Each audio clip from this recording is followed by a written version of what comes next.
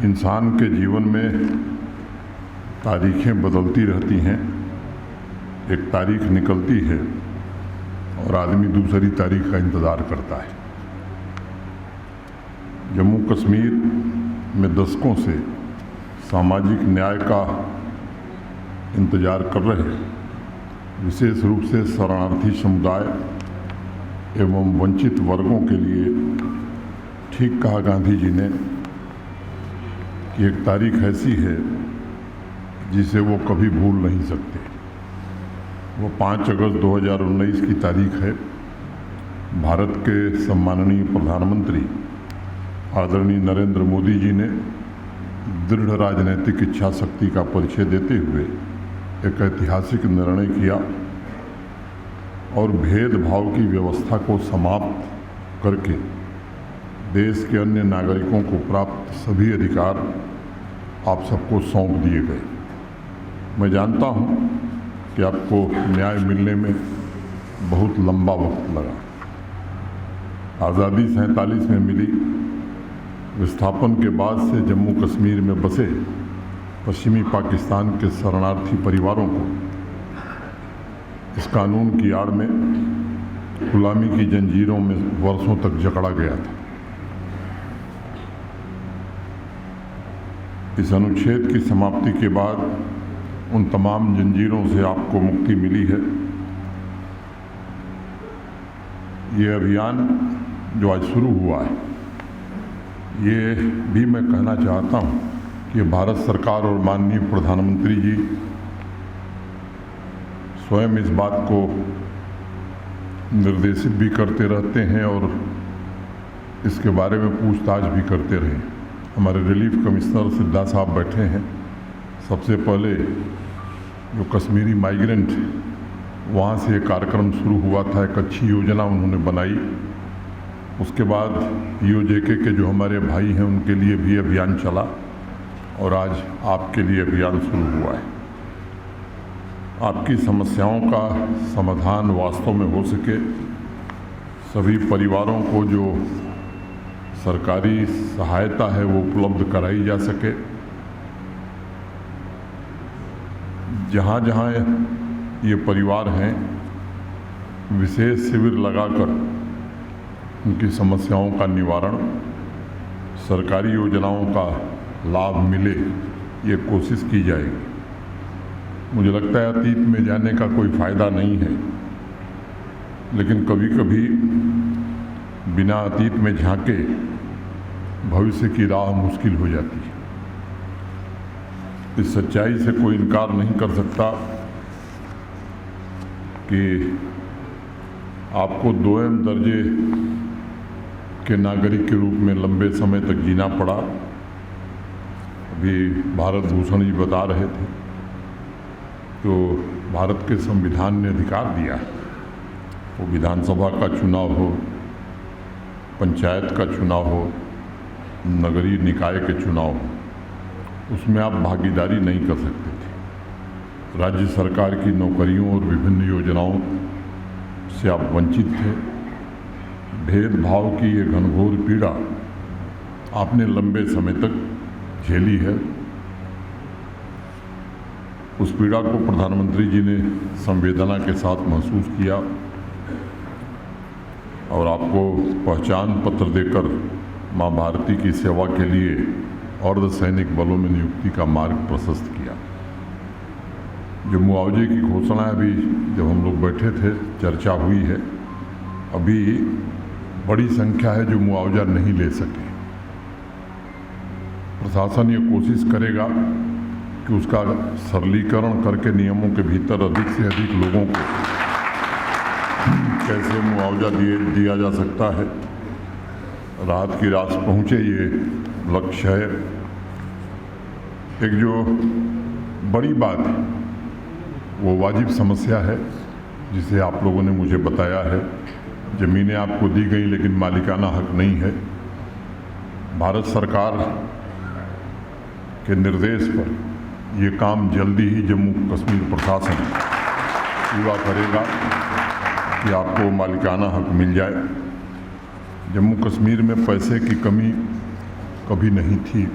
भारत सरकार की ओर से। अगर देश के बाकी राज्यों से तुलना करेंगे तो अगर देश के बाकी राज्यों में 8,000 रुपया प्रति व्यक्ति जाता था तो जम्मू कश्मीर के प्रति व्यक्ति 28,000 रुपये भारत सरकार भेजती थी। क्यों नहीं पहुंचता था, उन कारणों में मैं नहीं जाना चाहता, उन कारणों को आप बेहतर जानते हैं। सच है कि 5 अगस्त के बाद स्थितियां बदली हैं। जो एक बड़ा अवरोध था, उस अवरोध के समाप्त होने के बाद जम्मू कश्मीर भारत के साथ पूरी तरह से इंटीग्रेट करे, इसकी कोशिश हो रही है। देश के दूसरे हिस्सों में जो समाज के सामान्य नागरिक की आकांक्षा है, उसके अनुरूप जम्मू कश्मीर के नागरिकों की अपेक्षाएं भी आज बढ़ रही हैं। विकास का लाभ आपको मिले, इसकी हर कोशिश की जाएगी। सरकारी प्रक्रिया में दस्तावेजों की एक बड़ी औपचारिकता है और उससे बहुत सारे लोग वंचित रह जाते हैं। हमारी कोशिश होगी कि इन अवरोधों को कितनी सीमा तक कम किया जा सकता है ताकि लोग विकास की दौड़ में पीछे न छूटें। आप सामाजिक आर्थिक विकास की मुख्यधारा से जुड़े। नई पीढ़ी देश के बाकी हिस्से के नौजवानों की तरह अपनी आकांक्षाओं और सपनों को पूरा कर सके। जम्मू कश्मीर प्रशासन और भारत सरकार की सभी योजनाओं का 100% लाभ आपको मिले, इसकी शुरुआत आज हुई है। आपकी शिकायतों का, समस्याओं का निराकरण करने के साथ साथ जो पेंडेंसी है उसे भी कैसे ख़त्म किया जाए, इसकी विशेष रूप से व्यवस्था करना। और एक बात जो कश्मीरी माइग्रेंट के कैंप से शुरू हुई थी, जिसको हमारे रिलीफ कमिश्नर ने बहुत बेहतर ढंग से ज़मीन पर उतारा, ऐसे नौजवानों को चिन्हित करना जिन्हें अधिक से अधिक स्वरोजगार के अवसर उपलब्ध कराए जा सके। आप सब जानते हैं कि सरकारी नौकरियों की संख्या सीमित है, सबको नहीं मिल सकती। और अब जो देश का वातावरण है, जिसके कारण देश आज दुनिया की 5वीं बड़ी अर्थव्यवस्था बना है, उसमें सेल्फ एम्प्लॉयमेंट, स्वरोजगार सबसे बड़ा साधन बनता जा रहा है। मैं निवेदन करूंगा आप सबसे कि नौजवान जो हैं वो आवें, पैसे की कमी नहीं होने दी जाएगी। जितने लोग अपना काम करना चाहेंगे उन्हें निश्चित रूप से योजना में धन उपलब्ध कराया। प्लेसमेंट ड्राइव भी चल रही है, उसमें भी जो सहायता होगी वो की जाएगी।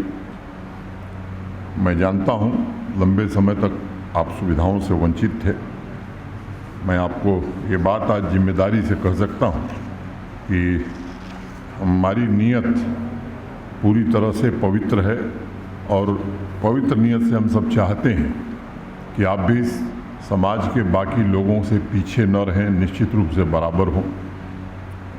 और अब समय आ गया है कि जॉब सीकर की बजाय जॉब क्रिएटर देश का नौजवान बने। इसके लिए हम प्रतिबद्ध हैं। पिछले 2 वर्षों में 6 लाख से ज़्यादा नौजवानों स्वरोजगार से जोड़ने में हमें सफलता मिली। जो सरकारी पद हैं उन्हें भी पारदर्शी तरीके से भरा जा रहा है। कुछ लोग बेचैन रहते हैं, वो हर कोशिश करते हैं कि इनको कैसे रोका जाए, अवरोध खड़ा किया जाए। लेकिन मैं आपके बीच फिर इस बात को दोहरा रहा हूँ, योग्यता के अलावा कोई दूसरा कारण नियुक्ति का नहीं हो सकता। सेल्फ हेल्प ग्रुप के माध्यम से ढेर सारी बहनों को भी जोड़ने में हमें सफलता मिली। अभी बैक टू विलेज 4 का जो कार्यक्रम हुआ था, मैं आपसे केवल इसलिए जिक्र कर रहा हूँ कि उससे नीयत समझ में आएगी। ढेर सारे काम उसमें चिन्हित हुए थे।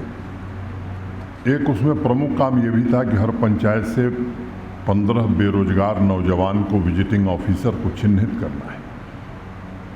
15 नौजवान चिन्हित हुए और 1 महीने के अंदर जम्मू में हम लोगों ने 1 दिन में, आप सब जानते हैं कि 4290 पंचायतें हैं, अगर प्रति पंचायत 15 नौजवान चिन्हित करिए तो 62-63 हज़ार लोग होते हैं। एक दिन में 939 करोड़ रुपए 75,000 नौजवानों को स्वरोजगार के लिए आर्थिक सहायता देने में हमें सफलता मिली थी। आज फिर मैं इस सभागार में भी कहना चाहता हूं, जितने नौजवान अपना कुछ करना चाहते हैं, आपके सामने किसी एक नौजवान या किसी एक बहन को दिया गया है, लेकिन जितने इस तरह के लोग हैं, मैं उनसे निवेदन करता हूं कि आप आगे आइए, आप को दिक्कत नहीं होगी। कुछ और भी बातें हमारे सामने रखी गई हैं। मैं कोशिश करूंगा कि जो संभव है, कुछ चीज़ें राजनीतिक लोग मांग के लिए मांग करते हैं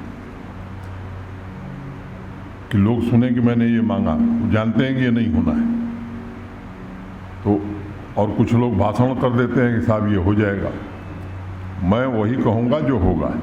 तो एक बात मैंने कही कि जो ज़मीन आपको अलॉट की गई, मालिकाना हक नहीं मिला, वो निश्चित रूप से आपको मिल जाएगा। जितने नौजवान स्वरोजगार से जुड़ना चाहते हैं, कोई पैसे की दिक्कत नहीं हुई। जितने लोग जुड़ेंगे, 10 लाख रुपए तक बैंक से ऋण लेने में कोई कोलैटरल सिक्योरिटी की भी ज़रूरत नहीं है। तो वहाँ में उनको निश्चित रूप से मदद की जाएगी और कोई संख्या इसकी सीमित नहीं है। जितनी योजनाएं हैं जम्मू कश्मीर प्रशासन की, भारत सरकार की, वो पूरी तरह से सैचुरेट कर दी जाएं। स्पोर्ट्स और बाकी जो फैसिलिटीज़ हैं वो निश्चित रूप से दी जाएगी। ये भी मैं जानता हूं कि आप में से अधिकांश लोग कृषि खेती बाड़ी से जुड़े हुए हैं। इसका जिक्र करना मैं इसलिए आवश्यक समझता हूं कि एक महासंपर्क अभियान किसानों के बीच जम्मू कश्मीर प्रशासन का कृषि विभाग चला रहा है।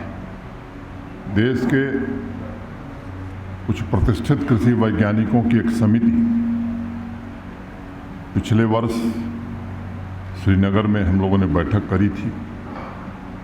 3 दिनों के विचार मंथन के बाद समिति बनी और उस समिति ने बहुत मेहनत किया और हमारे एग्रीकल्चर और एलाइड डिपार्टमेंट के अधिकारी भी पूरे जोश के साथ उस अभियान में जुड़े हैं। 5013 करोड़ रुपए की एक योजना बजट के अलावा आने वाले 5 वर्षों में 5013 करोड़ रुपया हम लोग एग्रीकल्चर और एलाइड सेक्टर में अतिरिक्त खर्च करने वाले हैं और 29 प्रोजेक्ट को हम लोग इम्प्लीमेंट करेंगे। उसमें चाहे डेयरी हो, एग्रीकल्चर हो, हार्टिकल्चर हो, सेरिकल्चर हो, फॉडर की कमी है तो उसे भी पूरा करने का इंतज़ाम है। मिल्क सरप्लस स्टेट होने के बाद उसकी प्रोसेसिंग कैसे होगी उसका भी इंतज़ाम है। जहाँ पानी नहीं है वहाँ कौन सी खेती करनी चाहिए इसका भी इंतज़ाम है। 2,62,000 जो मार्जिनल फार्मर हैं उनकी आमदनी कैसे बढ़ाई जा सकती है उसका भी इंतज़ाम है। ये जो महाअभियान चल रहा है, मैं आप सबसे बार बार ये बात हर कार्यक्रम में कह रहा हूँ, इससे जुड़ने की ज़रूरत है। Horticulture, dairy, sericulture, fisheries, agro processing, अनेक संभावनाएं इससे जुड़ी हैं। जो परिवार किसी कारण से आयुष्मान भारत, सेहत, विभिन्न पेंशन योजना, मातृवंदना योजना, विवाह अनुदान, स्कॉलरशिप का लाभ नहीं ले पाए हैं, उसमें यूटी प्रशासन इन सभी योजनाओं में पंजीकरण करेगा और आपको सर्वोच्च प्राथमिकता देगा। माननीय प्रधानमंत्री जी ने वंचितों को वरीयता एक बार नहीं अनेक बार ये बात कही है। ये उनका मूल मंत्र है उनके शासन की, उनके प्रशासन की।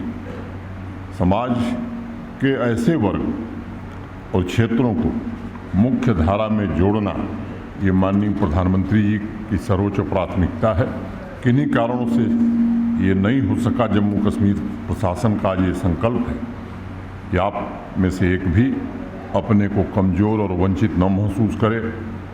भेदभाव की जंजीरें टूटी हैं, अब संभावनाओं का नया सवेरा आपके सम्मुख है। मैं आपको भरोसा देता हूं कि प्रशासन सभी पश्चिम पाकिस्तान से आए शरणार्थी भाई बहनों और बच्चों के सपनों को साकार करने के लिए समर्पित भाव से हर संभव प्रयास करेगा। बहुत बहुत धन्यवाद। नमस्कार। जय हिंद।